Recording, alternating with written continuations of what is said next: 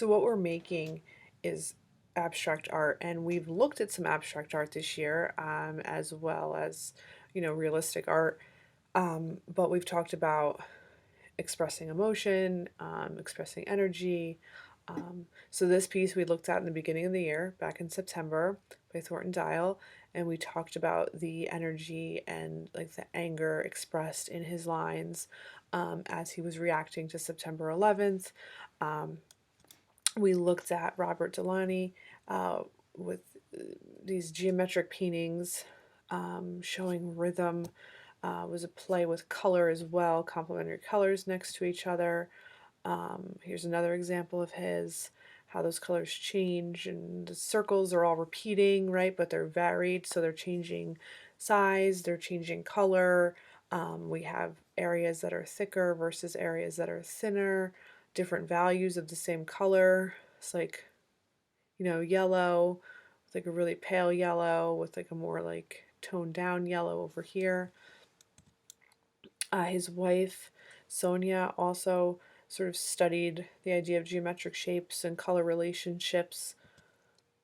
And then just recently, with our March Madness competition, we looked at the work of Maya with her sort of geometric murals with overlapping colors. We looked at the work of Heather Hansen, who really incorporates movement and dance into her work, where she's creating these symmetrical drawings because it's based in her body movements. Um, and she literally gets into it, right? Her whole body is involved in making it.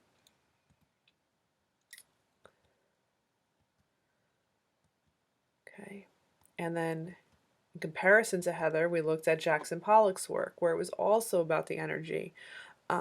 He was doing these paintings in the 50s, but it was the energy, the act of taking a paintbrush loaded with paint and just sort of swinging it around. And now, you can go on YouTube or Instagram or whatever and look at these videos of people painting where it's like, you take the cup and you pour it upside down and those pour paintings and the colors just ooze out everywhere. Or they send up like sort of like a pendulum, right? And it's like a can of paint hanging from a string, and they poke a hole in the bottom of it and just kind of swing it, and it kind of back and forth, and it captures the journey of that can, sort of going back and forth through space.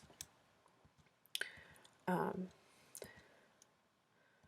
and who else? We talked about Julie's work, right? And she made it pretty far in our March Madness bracket. I haven't checked today's voting yet, so I'm really excited to see who won, if it was Julie or Jeff Koons, so we'll see.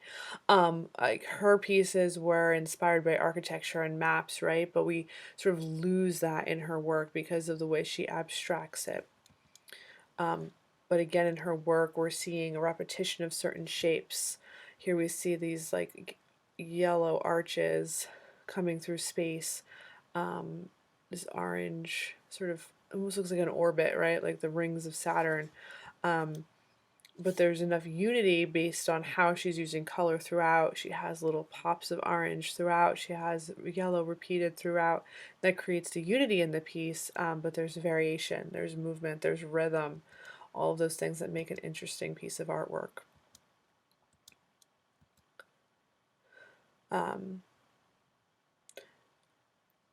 Miro, also known for that first piece, not so much was that wasn't so much abstract, but here it's all about these like simple organic shapes.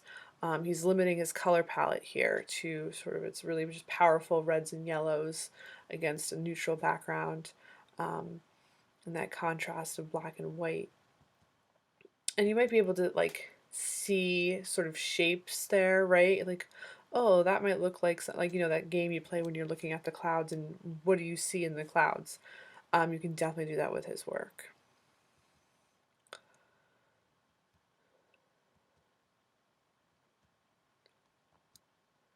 But I just want to give you guys a chance to look at the stuff. This is a horrible version of this picture, but Kandinsky really sort of incorporated the idea of capturing the rhythm of music into his paintings. And this is very similar to what we just did, right?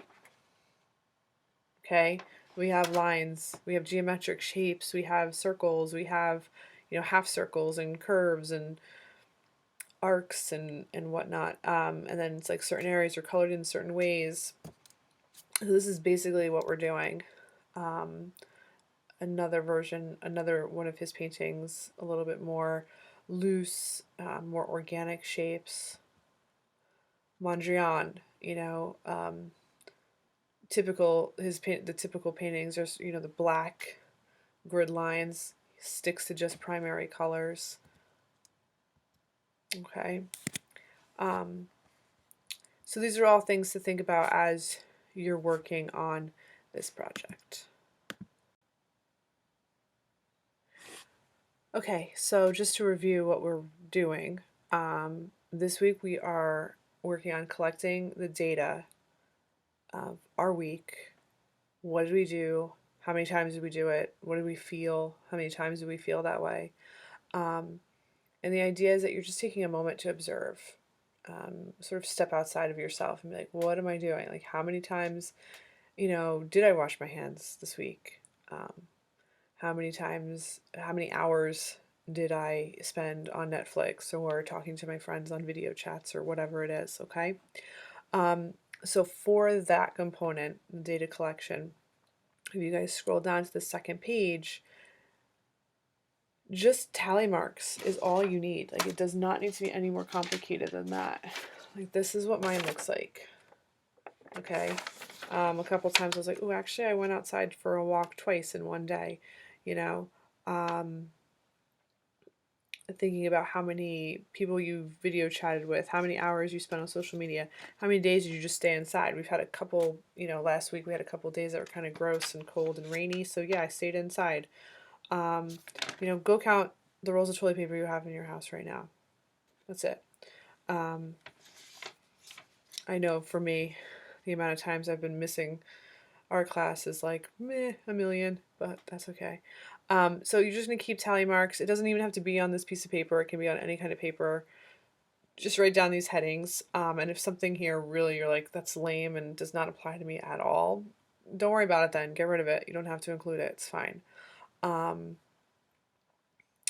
and then what you're going to do in the same way where the exercise we just did, where it was like, okay, if you're a night owl, draw a black half circle. If you're a morning person, draw a yellow half circle. So there were certain symbols associated with certain data points, right? So these are here for you. So if you went outside, you're going to draw like this green flower looking asterisk thing. If you went for a walk, you're going to draw a red outlined triangle. The other pieces here, they're just in black because I figured I'd give you guys a little bit of creative freedom that way. So if you are going to draw that you're bored and you have the two sort of parallel lines, you can do them in black. You can do them in any color you want. And then if you want to look at, let's say, Kandinsky's piece here, you see a repetition of circles. You see a repetition of certain types of shapes. So you're going to do the same thing with your data. So let's say you felt content 5 times. Somewhere in your drawing, you're going to need to include 5 hearts. Where are they going? Are they going to be spaced throughout? Is one going to be really big and then they're going to have 4 smaller ones? Are they all going to be the same color, or is one going to be pink, one's going to be purple, one's going to be blue? What do you think is going to work the best for your composition? And that is your job as the artist now. So you have this set of information. Okay, I know I need to include 5 yellow circles, 3 purple outline circles. Where are they going? Are they going to overlap? Is one going to be really big, one really small? How are you arranging your composition? So that's your challenge as the artist, to take this and turn it into your own work of art. What do you think looks good? So we've spent since September looking at other artwork, looking at famous works, looking at each other's artwork. We've talked about what's successful, what's not, and why. We've talked about the elements of art and the principles of design. So just make sure you're thinking about those things. And a lot of that is sort of like, you have like a gut feeling like, ooh, that doesn't look good. Maybe you don't know why, but you know you think that way. And that's kind of half the battle with being an artist. Um, and if you want to here or need to, this little hyperlink, Principles of Design, will take you to a little page that will sort of explain all the principles of design. Another thing I didn't mention with this second project is, okay, so this first one we just did today, paper, markers, crayons, whatever you got, colored pencils. This second piece is really up to you. So think about what materials you have in your house, what would work really well for this. Maybe you have like a scrap of plywood that you want to paint, and you've got some house paint, old house paint laying around, or craft paint, or whatever you have. Maybe you have, um, the top of a pizza box that's not too greasy, and you want to draw on that. Construction paper, printer paper, sketchbook paper, wrapping paper, literally anything you have in your house is fine. And then any medium you can mix and match, sort of just like I did with that piece. Like there was some marker involved, some colored pencils involved. Um, in addition, if you have like an iPad, I would find it difficult to do on a phone, but that's because I'm old and like half blind. But maybe you can do it. You can also do it digitally if you have the means to do that. Procreate, I think, is a paid app that's kind of expensive. I think it's also only for um, Apple products, but you can get Photoshop Sketch, and there's a sketchbook app. I put the links in there for you. They have for both platforms, for Android or Apple. So you could do it digitally if you wanted to, if that was something you wanted to explore. We haven't done much digital drawing in class. I personally don't do a lot of that, but there's a bazillion and trillion YouTube tutorials on how to use those programs. But play around with it, and see if you can get something successful out of that process. Um, so, yeah, no pressure. Whatever you feel most comfortable using, whatever you have available to you. At the end of the day, what's the most important thing that we're doing right now is taking a deep breath, reflecting on how we're feeling this week, and taking a moment to create something that is pleasing to us. Um, we want to look at things that are pretty and we want to enjoy doing it. So, I think that coloring and all of that is enjoyable. So why not, right? We all need a little escape sometimes. Okay, so hopefully that explains some of the questions that I was fielding today, with people not really understanding what we were doing. So you're going to have two abstract drawings by the time we're done with this. They're both getting posted to Artsonia. This is the first one. This is the mini self-portrait one. And then after collecting your data for this week, next week, you're going to do the bigger drawing. It doesn't have to be bigger, but more complex drawing, because you're going to have a whole bunch of symbols to include in that, a whole lot more information that you're really including. So this is really about your week, okay? So here I just explained a little bit more. Oh yeah. Let's say you kept track of what movies you watched over the week or what TV shows you watched. So you could say certain color asterisks refer to a specific show, which would help you kind of remember what you were doing. And like I said, some of the things might not pertain to you, and that's okay. You can change it if you wanted to, or just leave it out. Like I might add how many cups of tea I've had in a day. Usually I'm like averaging, honestly, probably closer to 5, but anyway. And then these are some student examples of a similar project. The symbols were different and the prompts were different, like the data that they were collecting was slightly different, but you can see that it was the same set of information, the same set of symbols, and how all 6 of these compositions are totally different, right?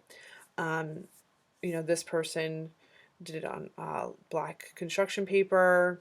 This looks like maybe brown construction paper or cardboard or something like that. So, use what you have and have fun with this, okay? Hopefully that explains everything, and you can have fun making some cool drawings. I can't wait to see them.